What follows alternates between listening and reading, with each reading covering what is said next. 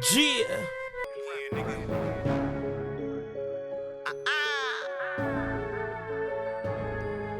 I'm walking niggas down with that. What up, though? OG Kenny, _G_Kenny, every Retired from the Streets TV. Welcome back to another edition of Retired from the Streets TV. Look, I got a flashback story for y'all. You know what I mean? I forget. It's a couple of stories I failed to mention about when I was at Macomb, not Macomb, but GR Cotton Correctional Facility. This was in the summer of '99. Now look, what's crazy about it is this is 2-in-1. Now when I did my, I caught a ticket at one point, right? And what I ended up doing is I kept on fucking up and violating and shit and fucking up. You know what I mean? So I kept getting tickets, ticket after ticket and shit, right? So I was catching misconduct after misconduct, right? So I kind of failed to mention that. Like I always say with these prison stories, bro, bro, right? When you in that bad boy, and you can glorify a lot of stuff. You can say I got money, all this shit. I had all the fun. I did all the fun shit. I did all the things you could think of to say I did it my way. But with that came heavy consequences, right? You got to understand that you in an enclosed setting, you behind these gates. Guess what? People gonna tell, people gonna form on you. It comes with it. Sometimes you just blatantly get caught by the CO. So I caught a lot of misconducts, went to the hole quite a few times. First time I ever beat what they call a ticket or major misconduct, which means you got an infraction. You did some stuff that was against the rules. They wrote you up, boom, right? What I ended up doing was, so how the process go is, right? I got a ticket for like disobeying direct order or some random stuff, I don't know. Bro, the dude wrote me a ticket. I'll never forget his last name. We just call him Pinky. I'm gonna leave it at that, because it incorporates some of his name, right? We just call him Pinky because his name had pink in it. So Pinky used to be a little anal. He was a broad, for real. No, I'm gonna tell y'all something. Matter of fact, boom, I'm gonna tell y'all how I got the ticket. I remember. I end up one night, I'm in that bad boy, and you know, we got the black and white TVs. On the back of them, you could dim it, the contrast and the brightness to make the screen real dark, right? I did that and had my headphones running from the TV in my ear, so I could hear what's going on, but I can't see it, and it's after the lights out. So when dude come around, I'm on what they call the Cadillac bunk, so I'm right there by the hallway. I got a bunk by myself. I mean, a bed by myself, not a bunk. It's not, you know, I don't have nobody above or below me. I'm by myself on one bed. So he come by, he flashed the light, he come back at me, because he's like, damn, he see the cord coming out. Because I had it, you know, on this side, but kind of laying down on it. I had my eyes closed, trying to fake him out, right? This lame, I ain't like him. He was a broad to me. Let me cut the heat on, because it's cold.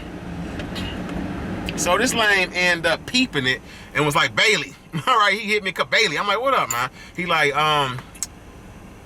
take your headphone, unplug the headphones from your TV, right? So what I do was, I end up doing that. As soon as I do it, you could hear all the noise from the damn, whatever I'm watching. You could hear the TV talking, right? So he's like, what'd he say? He said something slick. I said, man, whatever, bro, get out of my face. So he got the light holding that boy on my face. He said, what you say? I said, bro, get the light out of my face, bro. Get that light out my fucking face, homeboy.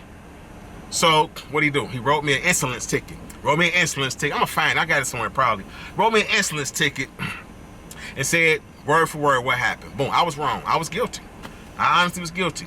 The thing was, they only got 14 days from the time they write that misconduct to the time you see the hearing officer, right? Which means they got to hear you out and tell you what you're facing and also hear your side of the story and whatnot. And you got time to rebuttal and all that, right? So the 13th day had came. I hadn't even seen the hearing officer yet. I'm like, yes. If they don't see me in a day or two, I'm Gucci.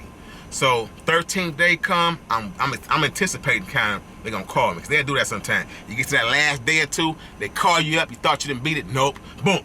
Call me up to the control. They had me on call out to go see the hearing officer, because they give you a call out. And I'm like, man, they blew yard.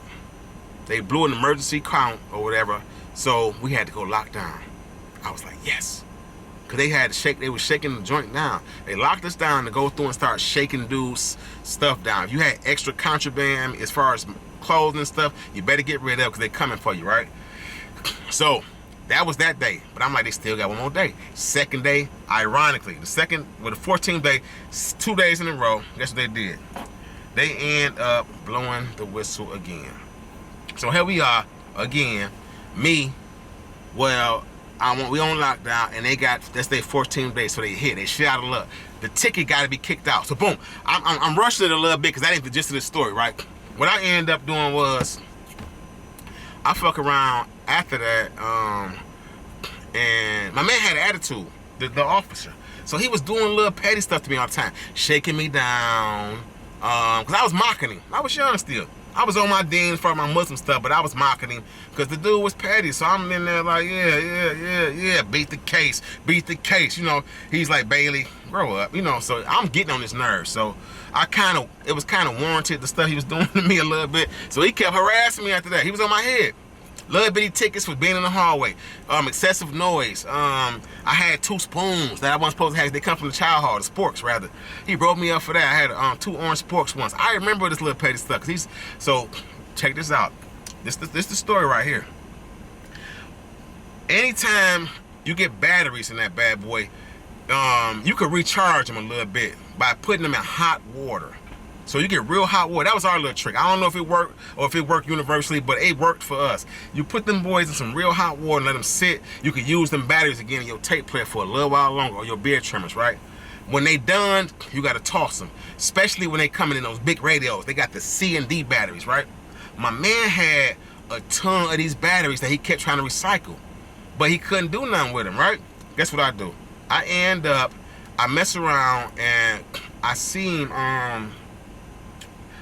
about to get rid of the batteries. So I say, you know what? I can't let him do that because batteries are used for protective measures. I'll say that much. You put them in a sock, you can keep somebody up off your butt. Or you put them in a sock, you bust somebody upside their head, they're in violation, right? Boom. He get all these batteries. I keep them for some reason. This particular night, I'm on sanctions, on top lock, because he wrote me a ticket and it stuck. It was like some petty stuff. He down there at the end of the hallway, right? Because when you first come in the unit, he's right there. We got to walk down past all these cubicles to get to my cubicle. So me and all my little young wild dudes, we down there. He down there nodding off at the desk. It's midnight shift. He worked midnights. He nodding off, right? Nodding off. We laughing. Guess what we do?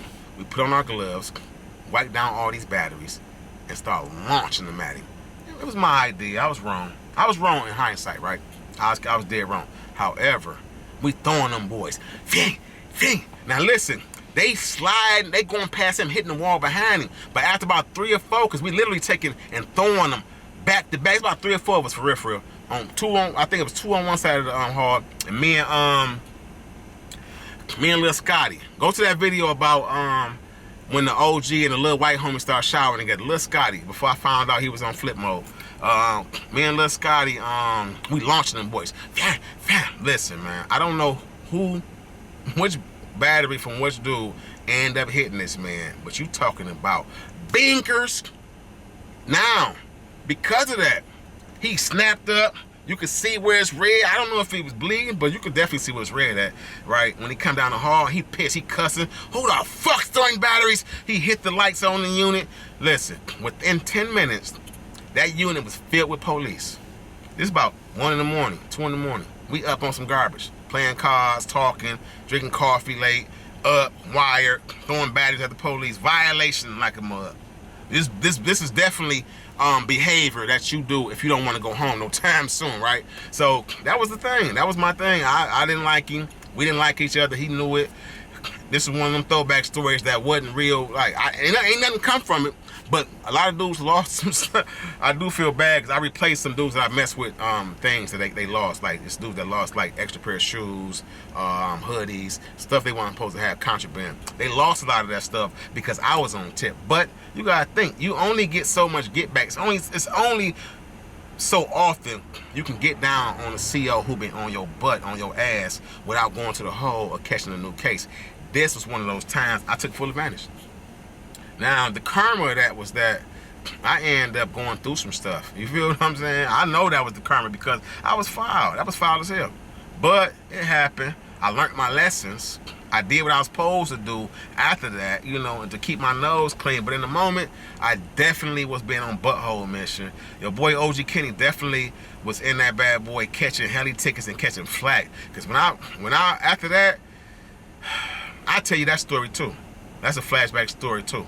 I'll tell y'all that later date. I got another one. I'm going to catch y'all up on the next episode about the follow-up when I was at Macomb and I started getting that bag in and whatnot. Bring you some snacks next time. Hey, well, look. Anyway, I'm being a butthole. I'm going to see y'all later. I love y'all. It's your boy OG Kenny. Retired from the Streets TV, man. Keep them nervous. Do what you're supposed to do. Huh? Yeah. I'm out here, man. I love y'all and I'm out.